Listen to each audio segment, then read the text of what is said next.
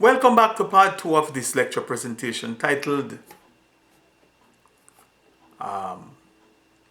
Racism and the Visitations of the Gods, or the Elohim, another perspective by I, the mystic philosopher. It is also part of my series of lecture presentations called The Redemption from the Curse of the Black Spell, aka the B-Black Spell. Now, if you didn't, or if you haven't yet watched part 1 of this said presentation, I humbly ask that you please do so before watching this here part 2. In part 1, I set the stage for this part 2. And so I highly recommend that you please watch part 1. In part 1, I spent a great deal of time identifying and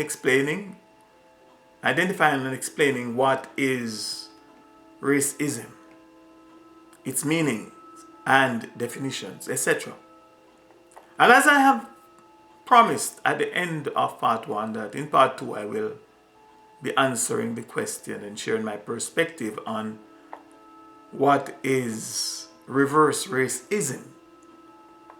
So what is reverse racism? Before I answer this question and share with you my interpretation, my understanding, and perspectives on reverse racism, please let me read for you 4 quotes, 3 of which are answers and definitions from 3 different sources of information.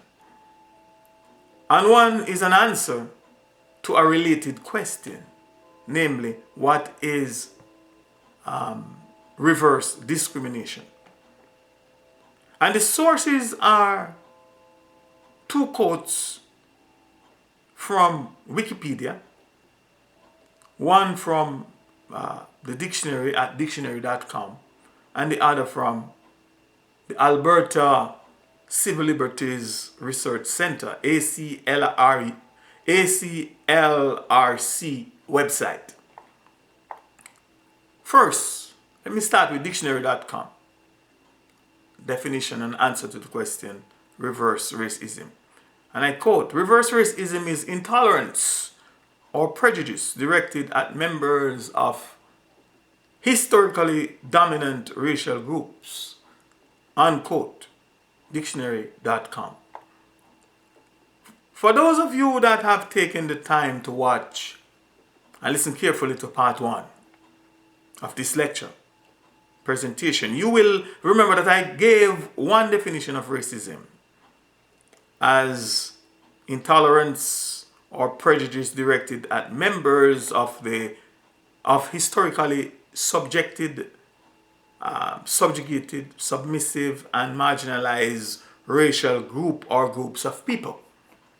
However, now we are seeing here, we're dictionary.com, like a great number of other people, saying that reverse racism is the opposite. Meaning, the table has turned.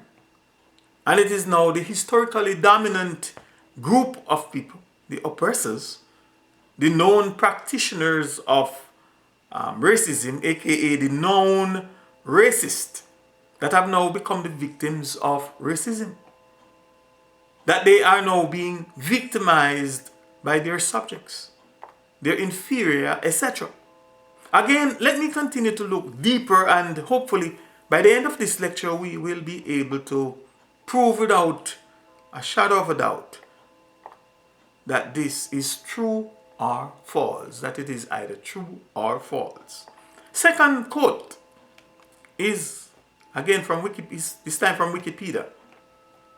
And I quote, reverse racism or reverse discrimination is the concept that affirmative action and similar color-conscious programs for redressing racial inequality are a form of anti-white racism. The concept is often associated with conservative social movements and the belief that social and economic gains by black people in America, in the United States and elsewhere cause disadvantages for white people. Unquote. Wikipedia. My first comment on this Wikipedia definition on reverse racism is that, from my perspective, discrimination by itself is not racism. This fact I have also explained earlier in this lecture. And that racism is the bullet, the container, the capsule, etc. for discrimination, antagonism, and other poisonous elements. And here again, we also see that the historically dominant group, aka the Caucasian group, or the Caucasian race of people, and in particularly those among us that are called conservatives and conservative social movements, etc., are fighting bitterly against the concept or the idea of affirmative action and similar so-called color conscious programs that are designed to redress racial inequality. They are the ones that by their actions and their deeds are claiming that for others to be even given a chance to catch up with them, let alone be equal to them, is a form of anti-white racism. In other words, they are feeling threatened, or their dominance, their status of superiority, their power and domination over all others are being threatened by even the mere idea of such a possibility. And thus they are prepared to resist any change at all. Any change and at any cost. At all costs, or by any means necessary, they are prepared to resist any change to their status, to their position, to their dominance, etc. It is also very interesting to know that the very word conservative by meaning and definition is to resist change. Quote, conservative, one, holding to traditional attitudes and values and cautious about change or innovation, typically in relation to politics or religion. Two, a person who is averse to change and holds to traditional values and attitudes, typically in relation to politics. Unquote. And for all those among us who think that the conservative dominant group or groups of people as mentioned before, namely the Caucasoid race of humankind, that have it great to and for themselves for centuries, to think that they are in any way prepared to share or to give up their status of dominance and superiority, or even allow any other to be equal to them or with them, is definitely not wise. If you are thinking like that, it's not wise. But hopefully this too, we all will understand it better by and by, and as we go along in this lecture. My third quote is from the Alberta Civil Liberties Research Center, ACLRC. And I quote, reverse racism is a myth. Assumptions and stereotypes about white people are examples of racial prejudice, not racism. Racial prejudice refers to a set of discriminatory and derogatory attitudes based on assumptions deriving from perceptions about race and or skin color. Thus, racial prejudice can indeed be directed at white people. E.g., white people can't dance. But it is not considered racism because of the systemic relationship of power. When backed with power, prejudice results in acts of discrimination and oppression against groups or individuals. In Canada, white people hold this cultural power due to Eurocentric modes of thinking rooted in colonialism that continue to reproduce and privilege whiteness. Unquote, or rather, see our definition of whiteness. Unquote. And again, this is from the Alberta Civil Liberties Research Center. And the fourth quote is Wikipedia again. And this time on reverse discrimination. And I quote, reverse discrimination is discrimination against members of a dominant or majority group in favor of members of a minority or historically disadvantaged group. Groups may be defined in terms of disability, ethnicity, family status, gender, nationality, race, religion, sex, and sexual orientation or other factors. Unquote. Wikipedia. Now, what is reverse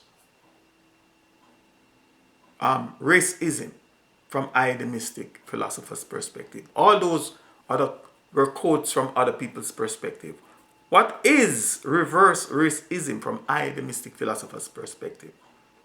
I think that by now I have already defined and clearly explained the meaning, definitions, practices, and also who are the victims of the thing, aka the evil called racism. Consequently, there is no need for me to repeat them all here and at this time. Secondly, and for all practical intents and purposes, and had it not been for the cunningness of this trichology language, the English language, there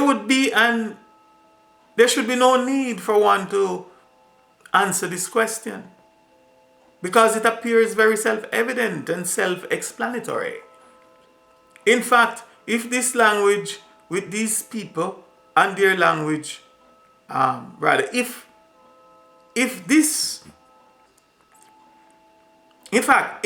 things with these people and their language were as they appear to be, then reverse racism, as the phrase implies, is or should be only interpreted as the opposite of racism, aka the antonym of racism. Or to take it a bit further, it should be interpreted as cancelled racism. No more racism. Reverse racism, no more racism. Cancelled racism. Which from my perspective would be a great and honorable thing. Frankly speaking, reverse racism, technically, sensibly, and grammatically, is racism reverse. And racism reverse is, or at the very least, should mean equality, fairness, compassion, benevolence, affection, humanity, impartiality, just to name a few. However, according to the complainants and alleged victims of so-called reverse racism, that is definitely not the case. In fact, they are literally complaining of reaping and harvesting from the very seeds and fruits that they have sown. Please note very carefully that it is not the subject and the object, the transmitter and receiver, or the sender and the receiver that are being reversed. But it is the message, it is the signal, It is the spirit, the evil package, aka racism, that is being reversed. It was forwarded and then it is reversed.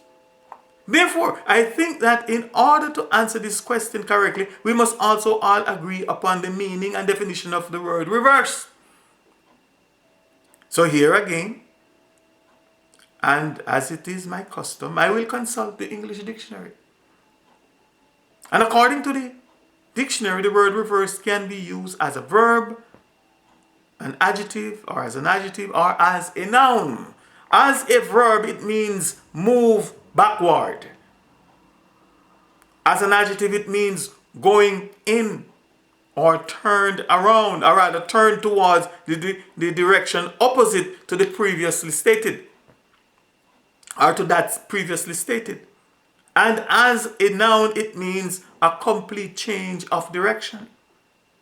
And two, the opposite or contrary to that previously stated. Unquote. As a verb, it means move backward. An adjective, it means going in, turn towards the direction previously stated. Rather, as a noun, let's look at it. As a noun, it means complete change of direction, and two, opposite or contrary to that previously stated. Now, please let me spend a little time, duplicate that. Yeah, please let me spend a little time with this definition of the word reverse, and hopefully it will help bring out and make clear some more facts that I plan to share shortly. Reverse meaning to move backward.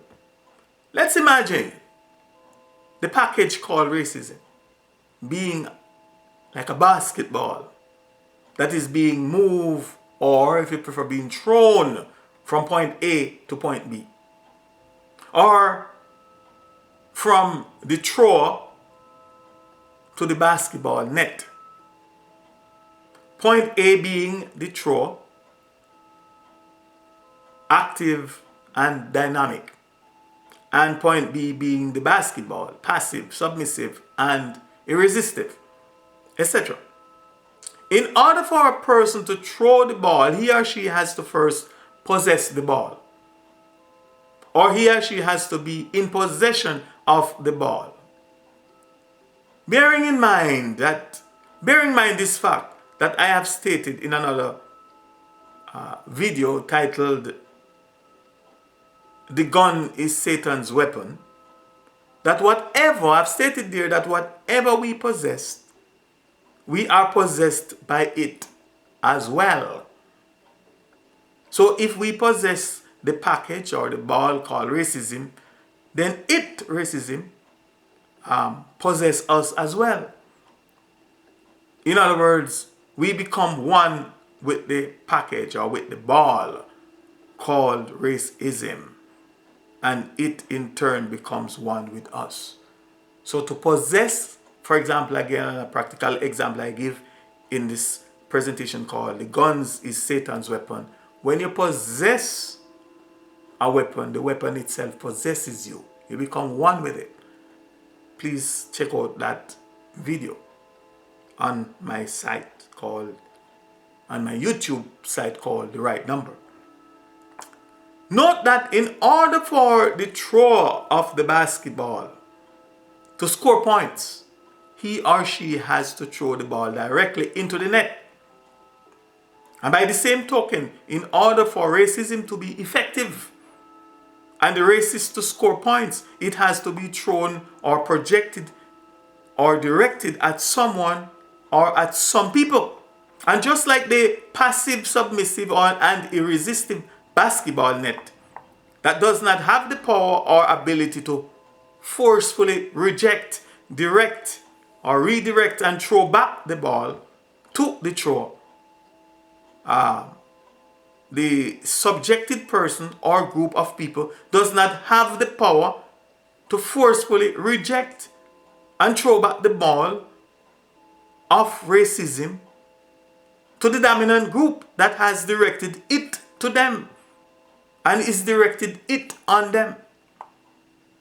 So in order for the ball of racism to be effective and benefit the thrower, it can only go, or it can only be thrown in one direction.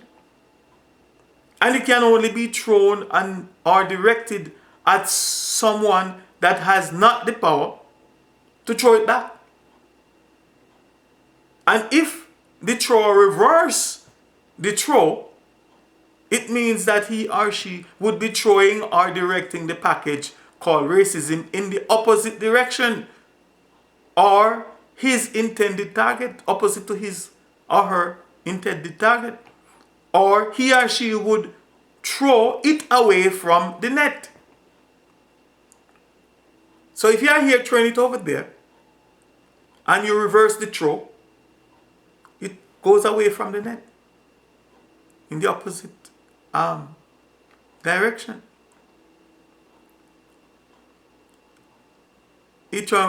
And if he or she were to direct the package called racism away from the intended target, then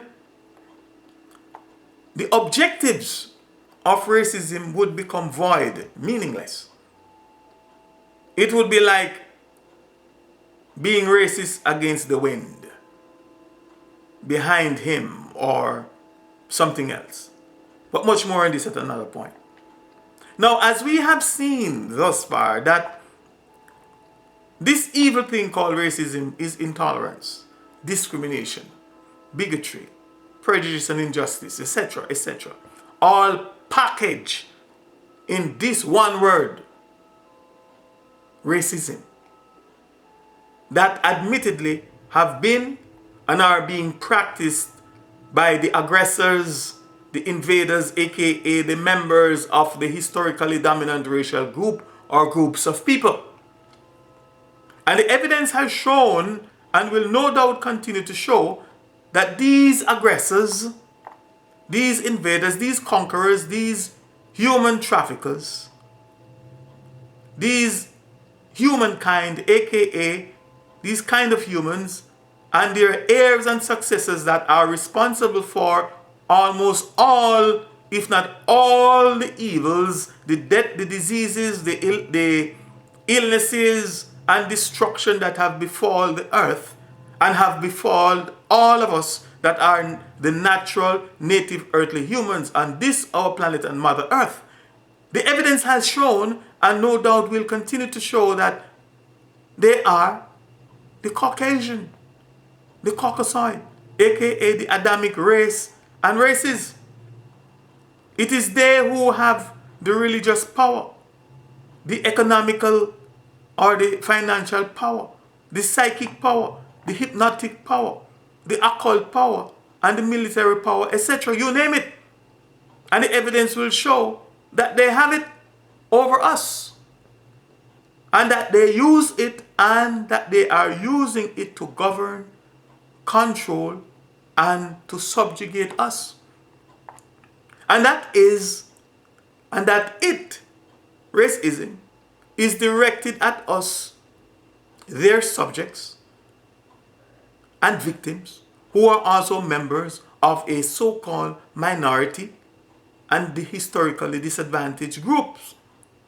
Therefore, to think that the aggressors could, or that the aggressors would now become the victims of the aggression that they have unleashed on their subjects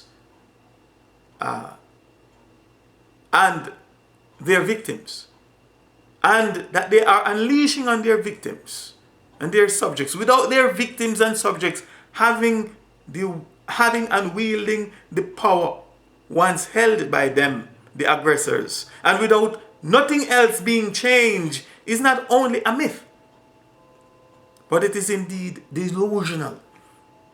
It is a deception. It is a deceptive maneuvering by the aggressors and oppressors in their devious attempts to deviate, or rather to divert attention and responsibility from their evils, from themselves and their evils.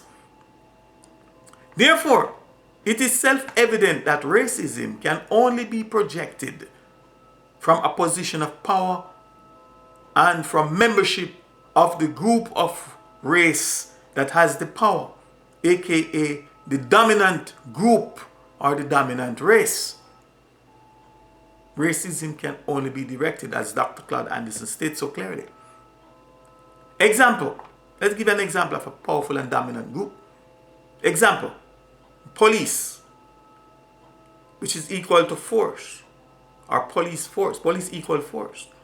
According to the law dictionary, featuring Black's Law Dictionary, free online legal dictionary, 2nd edition, and I quote, police is the function of that branch of the administrative machinery of government which is charged with the preservation of public order and tranquility, the promotion of the public health, safety, and morals, and the prevention, detection, and punishment of crimes, unquote. If that is correct, then we must agree and we can only logically deduce and conclude the following. 1.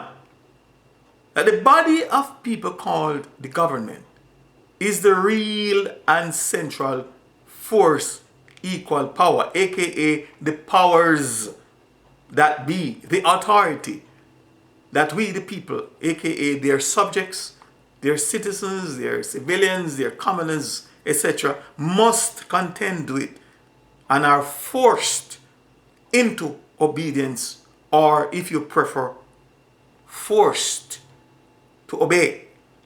2. That police equal force is an arm, or if you prefer, a hand of the government. Or if you prefer, the police equal force is a branch of the government. And by default, police equal force is the government. In other words, if government is likened to the human body, the police equal force is one-armed or one hand. And if the government is likened to a tree, then the police equal force is one branch of that tree. 3. A police officer equal a force officer is a government officer, aka a government representative, and a powerful officer, aka an officer that is charged, like a car battery, charged with power, and thus full of power. 4. If or when you see or encounter a police equal force officer, aka an officer of force, then you must know and understand that you are seeing and that you are encountering a man or a woman of power, equal force. A man or woman that is charged with unnatural power, aka a man or woman of dominance, and a man or woman that represents dominance and the powers that be, and thus a man or woman that has dominion over you or over us. You are literally seeing, or we are literally seeing and encountering a dominant man or woman. He or she is both speaking and acting from a position of power and authority. He or she can determine if or when you see a judge in their court of law.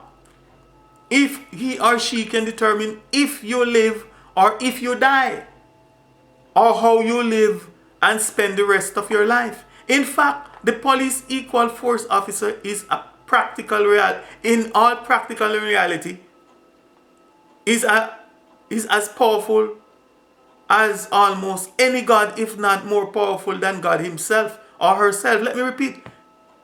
The police equal force officer is, in all practical reality, is as powerful as almost any God, if not more powerful than God himself or God herself, her or itself.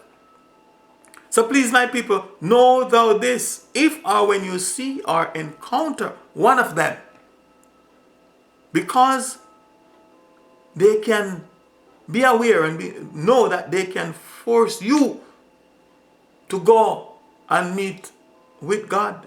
They can force you to go. They have the power to force you to go and meet with your God, with our God, whether and with our ancestors, whether or not you are ready or not, or whether God or whatever you might conceive him, her, or it to be, might be ready to see or meet with you, or to see and meet with us. They can force us to do it. They can send us against our will to meet with our ancestors and our God. That's how powerful these humankind are. And that is also one more reason why they are called government men and government women, law men and law women. Therefore, we the subjects, we the commoners, we the citizens in the system cannot speak down to a police officer or speak over a police officer. Or to attempt to do so is not at all wise. In other words, we the subjects, the citizens, the civilians, the commoners cannot command or give order to a police equal force officer. Or if you prefer, we cannot give them order because the police equal force officer belongs to and represents and serves a body of people, aka the government, and the real and central force, aka the powers that be. Yes, the powers that be, that we, their subjects, their citizens, their civilians, their commoners, you name it, must contend with and are forced to obey. And the same or similar analogy can be and must be used to represent members of the dominant group or the dominant race of people in our society, and the dominant group or race of people in the entire world today, for that matter. For example, no one will honestly try to dispute who is the dominant race on this our planet today. It is the Caucasoid, the Caucasian race of humankind, aka the Adamic race and races. They are the dominant race and group. Not only in this our Western society or Western world, but the evidence will also show, or the evidence will show, that they are the dominant race in the world in general. Some of us in our gross ignorance and deception can then, some of us in our gross ignorance and deception call them and their system of government white supremacy and white supremacists. But I have debunked that, so please stay tuned for my upcoming presentation on that subject. Version 2 of it. I've done quite a few, but I have a version 2 coming up. And due to the fact that they are the dominant, aggressive, and the most destructive group or race of humankind that have conquered, subjugated, and are ruling the world in accordance with their purpose, their destiny, and their creation by their God, all of them, from the noblest to the peasant, or from the highest to the lowest among them, are by default imbued, saturated with power and privilege over the rest of us all. This saturated power and privilege is also falsely and erroneously called white privilege. Example, the government, the central world government, the system, aka the powers that be, was founded, designed, established, and administered by them upon their God's invasion and arrival on this our planet, to and for the benefit of them. Them meaning the Caucasian or the Caucasoid race of humankind, aka the Adamic race and races. Consequently, just like their God and Maker and Creator, God, just like them, just like their God and their Maker or their Creator God, who is ever present with them and have always protected them, they in turn protect and take care of their own. They look out to each other. They protect each other. They defend each other. They stand up against each other. They stand up rather for each other. And they will sink you and I for themselves. And thus, whenever we see or encounter any one of them, from the visible worthless to the visible worth more, from the rich to the poor, if you will, even those that they among themselves called adjective trash and other disparaging names, they themselves call themselves adjective trash and other disparaging names that they call themselves.